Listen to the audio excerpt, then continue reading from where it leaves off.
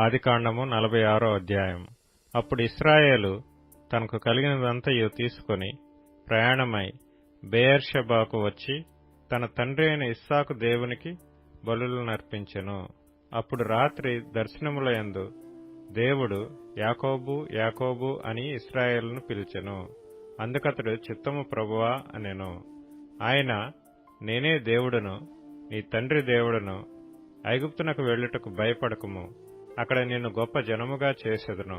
నేను ఐగుప్తునకు నీతో కూడా వచ్చెదను. అంతేకాదు, నేను నిశ్చయముగా నిన్ను తిరిగి తీసుకుని వచ్చెదను.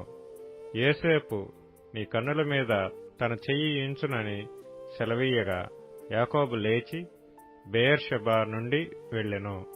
ఫరో అతన్ని నెక్కించి తీసుకుని వచ్చుటకు పంపిన బండ్ల మీద ఇశ్రాయేలు కుమారులు తమ తండ్రి అయిన యాకోబును, తమ పిల్లలను, తమ భార్యలను ఎక్కించిరి. వారు అనగా యాకోబును అతని యావత్తు సంతానమును తమ పశువులను తాము కనానులో సంపాదించిన సంపద యావత్తును తీసుకుని ఐగుప్తునకు వచ్చిరి. అతడు తన కుమారులను, తన కుమారుల కుమారులను, తన కుమార్తెలను, తన కుమారుల కుమార్తెలను, తన యావత్తు సంతానమును ఐగుప్తునకు తనతో కూడా తీసుకుని వచ్చెను. యాకోబును అతని కుమారులను ఐగుప్తునకు వచ్చిరి.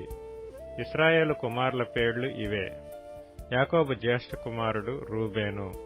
రూబేను కుమారులైన హనోకు, పల్లు, హెస్రోను, కర్మి. షిమ్యోను కుమారులైన యెమూయేలు, యామీను, ఓహదు, యాకీను, సోహరు, కనానీయురాలి కుమారుడైన షాపూలు. లేవి కుమారులైన గెర్షోను, కహాతు, మెరారి. యూదా కుమారులైన ఏరు, ఓనాను, షేలా, పెరెసు, జెరహు. ఆ ఏరును ఓనానును కనాను దేశంలో చనిపోయిరి. పెరెసు కుమారులైన హెస్రోను, హామూలు. ఇస్సాకారు కుమారులైన తోలా, పువ్వా, యోబు, షిమ్రోను. జెబూలూను కుమారులైన సెరెదు, ఏలోను, యహలేలు.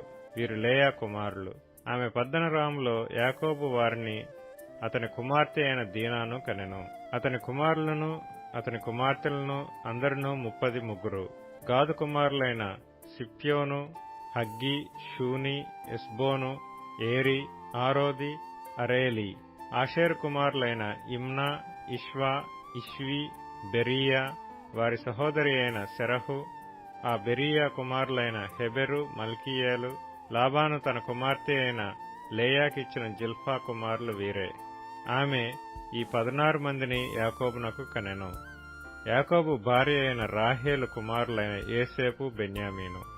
యోసేపునకు మనష్షే, ఎఫ్రాయిములు పుట్టిరి.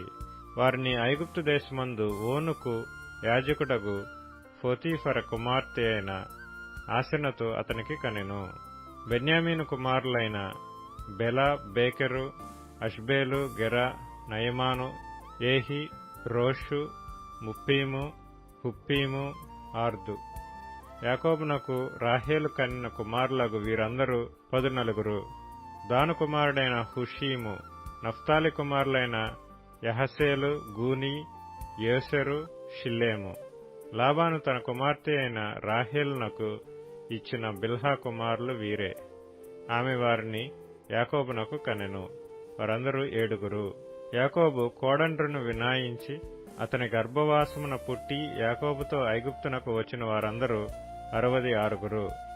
ఐగుప్తులో అతనికి పుట్టిన యోసేపు కుమారులిద్దరు. ఐగుప్తునకు వచ్చిన యాకోబు కుటుంబపు వారందరూ 70 మంది.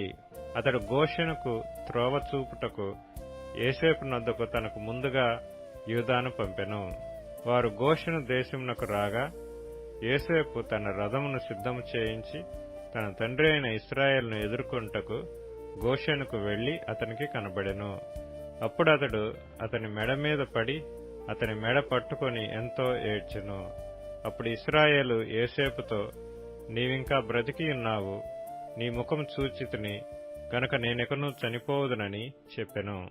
యోసేపు తన సహోదరులను తన తండ్రి కుటుంబపు వారిని చూచి, నేను వెళ్లి ఇది ఫరోకు తెలియజేసి కనాను దేశంలో ఉండిన నా సహోదరులను నా తండ్రి కుటుంబపు వారును నా యొద్దకు వచ్చిరి.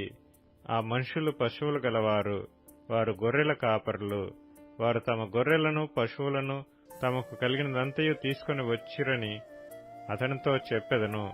గొర్రెల కాపరి అయిన ప్రతివాడు ఐగుప్తీయులకు హేయుడు గనుక ఫరో మిమ్మను పిలిపించి మీ వృత్తి ఏమిటని అడిగిన ఎడల మీరు గోషెను దేశమందు కాపురముండునట్లు మా చిన్నతనం నుండి ఇదివరకు నీ దాసులమైన మేమును మా పూర్వీకులను పశువులు గలవారమై ఉన్నామని ఉత్తరమీయుడని చెప్పెను.